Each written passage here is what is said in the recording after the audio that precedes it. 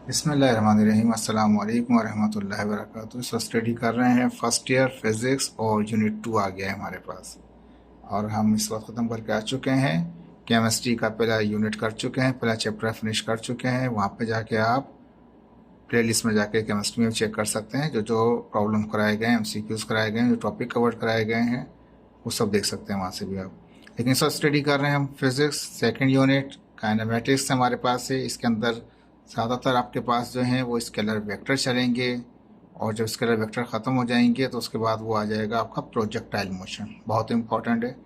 और ये scalar vector product भी आएंगी इसके अंदर, तो बहुत इंपॉर्टेंट है, ये चीज़ें सबको समझना होगा। तो मैंने इसको आसान करने के लिए जो जिस तरह टॉपिक आते गए सवाल बना दिए ताकि उसको ईजिली समझ लें और अपने अल्फाज में आप लिख सकते हैं। नाउ अब हम इसको स्टार्ट करने से पहले, यानी कि इसके अंदर बहुत सारी ही चीज़ें हैं हमारे पास, लेकिन स्केलर वेक्टर थोड़ा सा ड्राई किस्म का सब्जेक्ट है इस वक्त, थोड़ा उसको स्टडी करते हैं। स्केलर क्वांटिटीज़ ये पहले ही पढ़ चुके थे आप हमारे पास। कहता है डिफाइन स्केलर वेक्टर क्वांटिटीज़। तो स्केलर क्वांटिटीज़ आप जानते हैं ऐसी क्वांटिटीज़ होती हैं जिसमें यूनिट होता है, मैग्नीट्यूड ओनली होता है and does not need direction to express the physical quantity. किसी भी फिजिकल क्वांटिटी को शो करने के लिए उसके पास सिर्फ यूनिट होता है और मैग्नीट्यूड होता है और उसको ज़रूरत ही नहीं होती। देखें ये मैंने चेंज कर दी डेफिनेशन यहाँ पे, यानी कि फिजिकल क्वांटिटी को, सॉरी स्केलर क्वांटिटी को ज़रूरत ही नहीं होती कि वो अपने डायरेक्शन को एक्सप्रेस करे। ठीक है, सेंस चेंज हो जाएंगे इस वक्त यहाँ पे, और ये तरीकाकार आपका देखें समझने का दूसरा हो जाएगा। तो कहता है सच क्वांटिटीज विच हैव यूनिट, इसमें यूनिट तो है, मैग्नीट्यूड भी है, ओनली सिर्फ ये ओनली है, and does not need direction, direction की जरूरत नहीं to express the physical quantity are called scalar quantities. Scalar quantities को आसान से याद रख लीजिए, इनको डायरेक्शन एक्सप्रेस करने की ज़रूरत, फिजिकल क्वांटिटीज़ की डायरेक्शन एक्सप्रेस करने की ज़रूरत इनको होती ही नहीं है, डायरेक्शन शो करने की ज़रूरत ही नहीं होती। ठीक है, फॉर एग्जांपल यहाँ पे work, electric field, volume, viscosity, density, power, temperature, electric charge etcetera,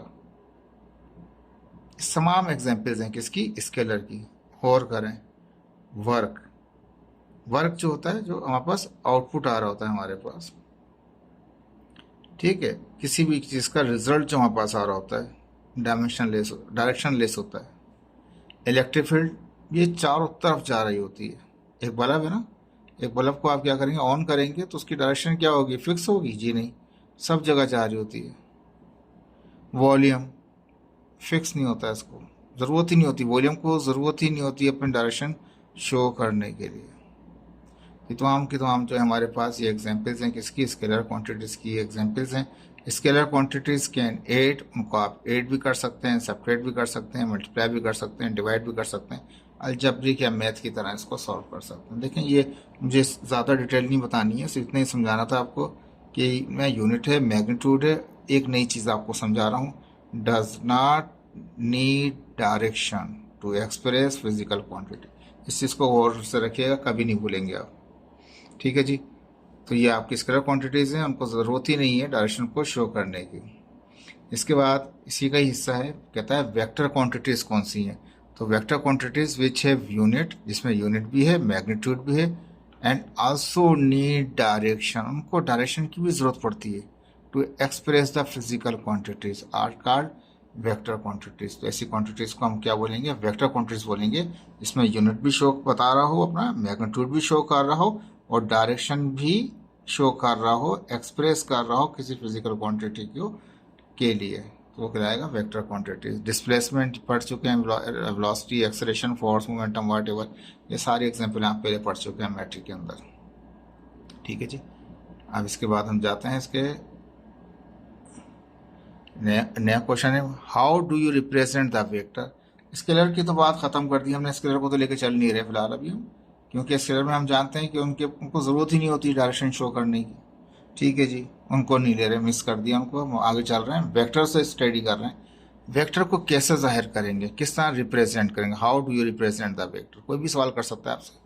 तो vector quantities can represented by two method, इसके दो मेथड होते हैं रिप्रेजेंट करने के, एनालिटिकल या सिम्बॉलिकल रिप्रेजेंटेशन। सिम्बल्स के जरिए इसको शो कर रहे होते हैं, वो कहलाता है एनालिटिकल या सिम्बॉलिकल रिप्रेजेंटेशन कहलाता है। दूसरा कहलाता है ग्राफिकल रिप्रेजेंटेटिव या रिप्रेजेंटेशन। ठीक है, तो एनालिटिकल में तो सिंपल आ गए हमारे पास। Vectors are represented by a letter, letter के जरिए उनको शो करते हैं विथ एरो हेड, उन पे एरो हेड लगा लेते हैं हम। और बोल्ड लेटर, देखें एक नई चीज़ बताई यहाँ पे आपको, अगर उसको बोल्ड कर दिया जाए तब भी वो वेक्टर को शो कर रहा है। अगर अनबोल्ड है हमारे पास तो वो एरो हेड लाजमी होगा। देखें इसमें एरो हेड नहीं है, ये टर्म्स चेंज हो गई। देखें आप मैट्रिक तक आपने इसके लिए वेक्टर दूसरे तरीके से पढ़ा था, अब चेंज हो गया। ये पढ़ चुके थे आप, ये नहीं देखा था आपने पहले। ये टर्म ऐड कर दिया बोल्ड लेटर्स। लेटर को अगर बोल्ड कर दें आप तो आपको ज़रूरत नहीं पड़ेगी आपको एरो हेड लगाने की, वो शो कर रहे होंगे किसको, वेक्टर को ही शो कर रहे होंगे। ये तो हो गया सिंबल्स के ज़रिए। ग्राफिकल, ग्राफ के ज़रिए कैसे शो कराएंगे आप उसको।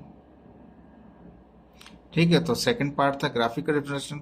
तो vectors are represented by line, vector को जाहिर करते हैं लाइन सेगमेंट के जरिए। लाइन सेगमेंट एक उसका टेल है, एक उसका हेड है विथ एरो।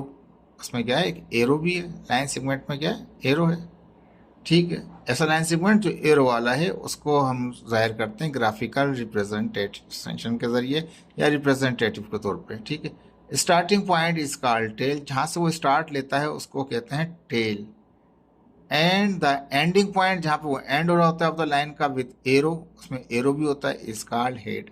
यहाँ से स्टार्ट लिया उसमें एरो नहीं होता, वो उसका टेलिंग पॉइंट कहलाता है। और जो एंड पॉइंट होता है उस पर एक एरो बना होता है जिसको हेड कहते हैं ऑफ द वेक्टर, वेक्टर का हेड।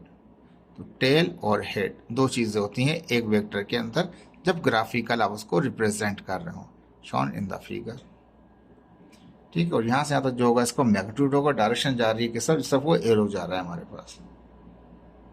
ठीक है, ये आसान आसान से छोटे छोटे मैंने इसके बनाए ताकि आपको जल्द से जल्द समझ में आ जाए।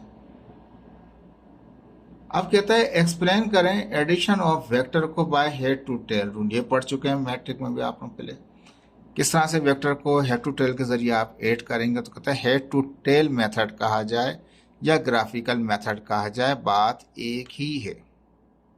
ठीक है, it is the easiest method to find the resultant of two और मोर वेक्टर। इस वक्त हम दो वेक्टर को स्टडी कर रहे हैं, लेकिन अगर दो से ज्यादा वेक्टर हो तब भी हेड टू टेल रूल हमारी क्या करता है, वो हेल्प कर रहा होता है फाइंड आउट करने के लिए रिजल्टेंट को। हेड टू टेल रूल क्यों इस्तेमाल करते हैं, ताकि रिजल्टेंट निकाल लें, डायरेक्ट वे निकाल लें। ठीक है जी, तो ये हमने ईस्ट वेस्ट नॉर्थ साउथ दिखा दिया, हमने डायरेक्शन दिखा दी, एक ओरिजिन दिखा दिया, जीरो दिखा दिया। यहाँ से एक वेक्टर ए गया ओ से लेके ए तक, जिसको ए वेक्टर कहा। और ए से जब बी तक पहुंचा तो उसको कहा बी वेक्टर। ठीक है, तो पहले वेक्टर की टेल, सॉरी पहले वेक्टर की टेल और लास्ट वेक्टर का हेड आपस में मिला लिया तो क्या बन गया, वो रिजल्टेंट बन गया हमारे पास। ठीक है, consider two vectors A and be acting in the directions. हमने फर्ज कर लिए दो वेक्टर हैं, एक ए और एक बी, और डायरेक्शन किसमें, ए वेक्टर की डायरेक्शन इस तरफ है, उसकी अपवर्ड है। एक ईस्ट है एक नॉर्थ है। ठीक है, दो वेक्टर के पास एक टू ईस्ट है एक टू नॉर्थ है।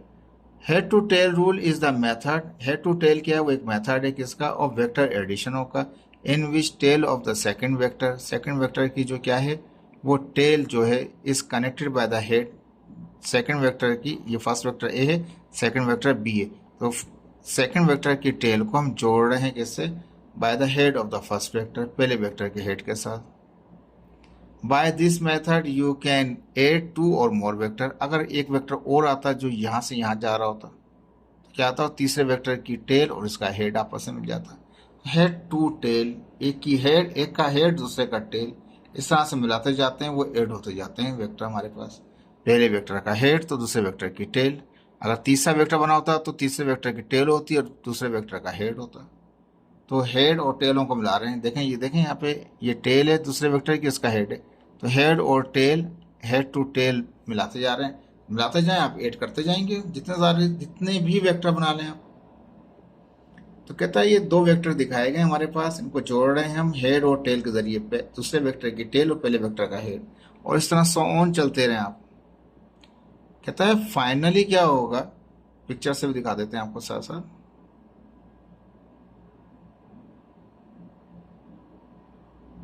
ठीक है। कहता है फाइनली ज्वाइन कर दें किसको, पहले वेक्टर की टेल और आखिरी वेक्टर के हेड को। ये दो बनाए थे, अगर दो से क्या 10 भी होते तो पहले वेक्टर की टेल होती और आखिरी वेक्टर का हेड होता। तो कहता है finally join the tail of the first vector, पहले वेक्टर की tail to the head of the, sorry दोबारा पढ़ते हैं, join the tail of the first vector to the head of the last vector, पहले वेक्टर की tail और आखिरी vector का लास्ट वेक्टर का हेड को जोड़ दें आप, head the last vector as a new vector. अब एक नया वेक्टर बना लिया आपने, आपको ए और बी दिए हुए थे लेकिन आपने पहले वेक्टर की टेल और दूसरे आखिरी वेक्टर के हेड को आपस में जोड़ दिया, एक नया वेक्टर बन गया। जो नया वेक्टर बना है उसे कहा हमने रिजल्टेंट वेक्टर। ठीक है, अब यहाँ मैथमेटिकली बताना चाह रहा है ओ से जो ए तक फासला है, ये जो रिजल्टेंट बना है ये तो ये ओ बी है ना, लेकिन जो ए वेक्टर था वो ए था और ए से बी तक का वो बी वेक्टर था।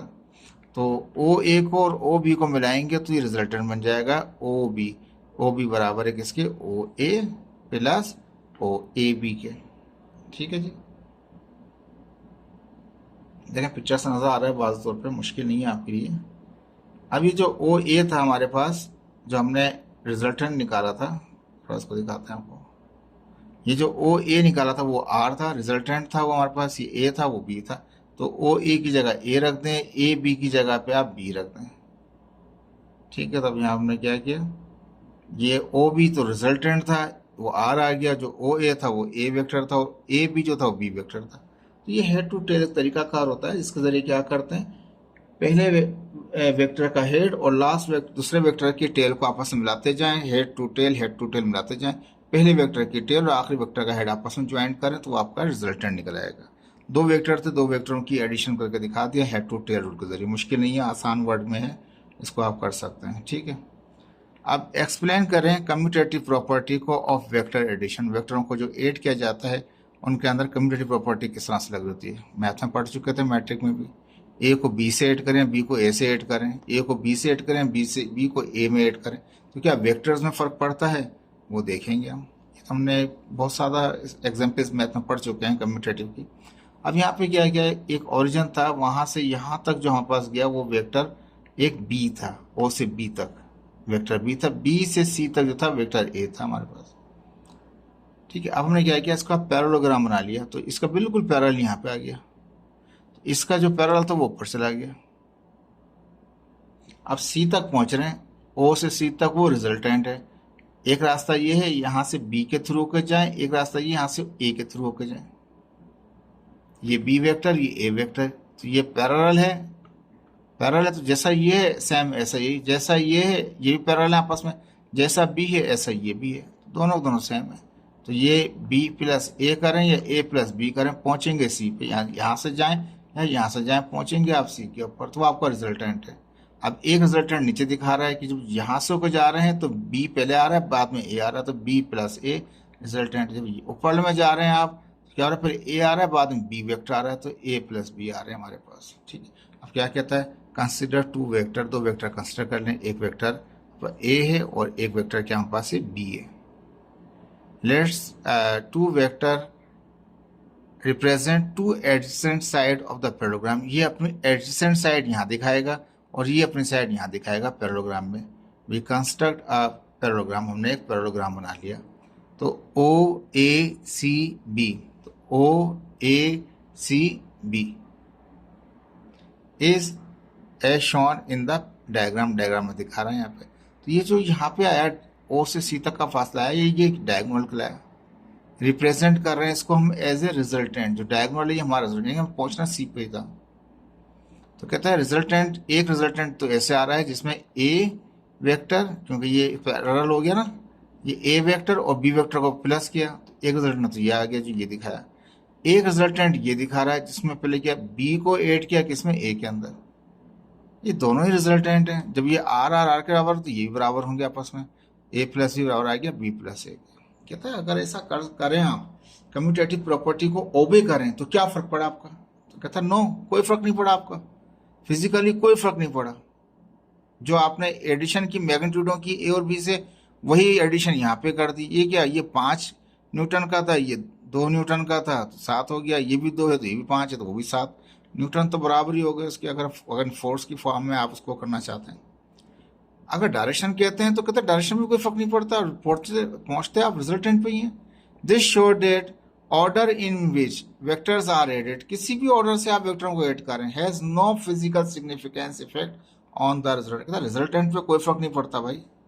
आप कम्यूटेटिव प्रॉपर्टी लगा लें आप वेक्टर के एडिशन में, वेक्टर एड होंगे, जो लेफ्ट साइड के होंगे कम्यूटेटिव के वही राइट साइड के होंगे, मैग्नीट्यूड में बिल्कुल वही रहेंगे, लेकिन पहुंचेंगे तो रिजल्टेंट पे आप no significant effect on the resultant, resultant पे कोई इफेक्ट नहीं होगा।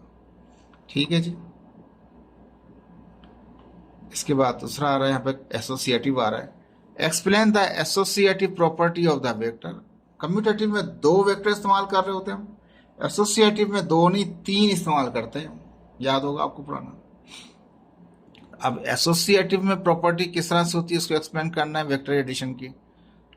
अब यहाँ पर ये रिजल्टेंट है हमारे पास आर, ये ओ से पी तक का वेक्टर ए है, और ये पैरेललोग्राम तो है ही नहीं, शक्ल देख के अंदाजा हो रहा है पैरेललोग्राम तो है नहीं जी, इसको ए से ए कह दें उसको बी से बी कह दें, नहीं जी ये बिल्कुल पैरेललोग्राम नहीं है। ठीक है, तो ओ से पी तक का जो वेक्टर है वो ए है, पी से क्यू तक का वेक्टर बी है, क्यू से आर तक का वेक्टर सी है। अब तरीकेकार कैसे हैं, ओ से पी जाएं और पी से आ जाएं आर तक, इसको बाईपास कर दें, ऐसे जाके ऐसे आ जाएं, या दूसरा तरीका ये है कि ओ से पहले क्यों चले जाएं वहां से यहाँ पे आ जाएं। अब दोनों पिक्चर बन गई ना। पहला पिक्चर हम ये कह रहे हैं ओ से पी और फिर पी से आर आ रहे हैं, तो ए वेक्टर क्या होगा, उसको प्लस करना पड़ेगा हमारे पास किसको, बी, और क्योंकि ऐसे आ रहे हैं ना, यहाँ से आ रहे हैं पी से आ रहे हैं, तो बी और सी को ऐड करना पड़ेगा, तो ए और फिर ब्रैकेट में हो जाएगा बी प्लस सी, अगर यहाँ से यहाँ चले जाएंगे आप, और अगर वहां से जाके ऐसे आएंगे तो ए और बी को ऐड करना पड़ेगा, बाहर सी चला जाएगा। ये एसोसिएटिव लॉ है हमारे पास। The law stated the sum of the vectors remains same irrespective of their order. वही बात जो पहले की थी, ऑर्डर के इररिस्पेक्टिव ऑर्डर हो उसका कुछ मसला नहीं है, सेम इररिस्पेक्टिव ऑर्डर है उसका, रिमेन सेम रहता है। वेक्टर्स की एडिशन सम उनका सेम ही रहता है, चाहे उसका ऑर्डर कितना ही अलग क्यों ना हो, इरेगुलर क्यों ना हो, और या ग्रुपिंग हो उसके अंदर, इन विच दे आर अरेंज, किसी भी ग्रुप से आप उसको अरेंज कर लें। एसोसिएटिव लॉ में कोई फर्क नहीं पड़ता, जिस तरह कम्यूटेटिव नहीं पड़ा इस तरह यहाँ भी नहीं पड़ेगा। मैग्नीट्यूड वही आएगा, पहुंचेंगे वहीं पे आप, रिजल्टेंट वही आएगा, आर ही आएगा। Consider three vector A B and C, एक वेक्टर ए, एक बी और एक सी कंसिडर कर लिया। कहता है applying head to tail rule. कैसे, पहले वेक्टर का हेड दूसरे वेक्टर की टेल, पहले इस वेक्टर का हेड और इस वाले की टेल, फिर आखिर में क्या किया, सब इनिशियल वाले का टेल और आखिर वाले का हेड आपस में मिला लिया हमने। तो अप्लाई कर दिया head to tail rule to obtain the resultant of A B and B C. अब क्या क्या, अगर आप ऐसे होके जाएंगे तो ए और बी जमा हो जाएंगे, और अगर ऐसे होके जाएंगे तो बी और सी जमा हो जाएंगे आपके पास। Then finally again find the resultant. अब निकालें रिजल्टेंट ऑफ दीज थ्री वेक्टरों का। पहुंचना ओ से आर तक है आपको, ओ से आर तक, ये आपका रिजल्टेंट था। तो ये कहा ओ आर बराबर है किसके, अब दो तरीके कार थे आपके पास, मैंने कहा ना फिर ओ से पी जाए पी से आर आ जाए, तो यहाँ पे लिखा ओ पी और प्लस लगा के पी आर कर दिया। तो ओ पी क्या है, ये ए है। अच्छा, दूसरा सबसे पहले ओ आर क्या है, जो यहाँ से ओ आर है वो तो आर था आपका रिजल्टेंट था, इज इक्वल टू आ गया ओ पी, ओ से पी तक का वो पी ए था आपके पास, प्लस आ गया। अब पी से जब आर जाते हैं तो उनको जमा करना पड़ेगा बी और सी को, ब्रैकेट में लिख दिया बी प्लस सी। ठीक है, ये तो हो गए ऐसे, ओ से पी गए पी से आर आ गए। अब दूसरी तरीका कार, ओ से क्यू गए क्यू से आर आ गए।